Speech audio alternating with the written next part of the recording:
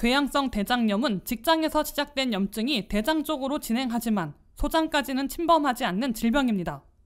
크론병은 소장과 대장에 비연속적으로 염증이 발생하게 됩니다.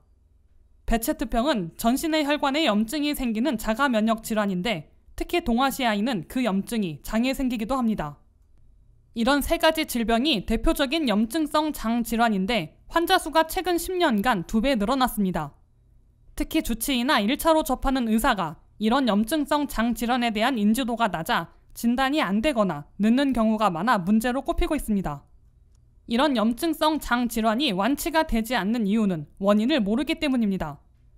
지금 사용되는 약제들은 이미 발생한 염증을 조절하는 약으로 원인을 제거하지 못하면 계속적인 염증이 발생할 수밖에 없습니다.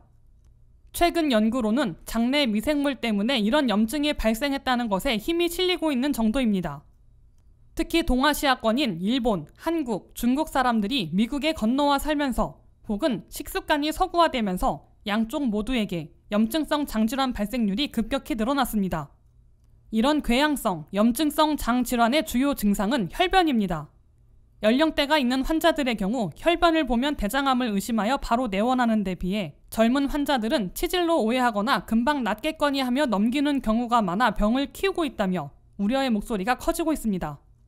따라서 나이에 상관없이 2주 이상 혈변을 본다면 반드시 검진을 받아야 합니다. 크론병의 경우 혈변보다는 복통과 설사가 주요 증상입니다. 역시 젊은 환자들은 과민성 대장 증후군으로 넘겨짚어 병원 방문이 늦어지는 경향이 있지만 쥐어짜는 듯한 복통이 반복되고 체중이 감소한다면 반드시 검진을 받아야 합니다. 장애 염증이 심해질 때 장외 증상이라고 장애 염증이 관절이나 피부 등으로 이동하기도 합니다. 또한 대장암의 발생률을 높이기 때문에 반드시 치료해서 병을 키우는 일은 없어야 한다고 전문가들은 조언했습니다.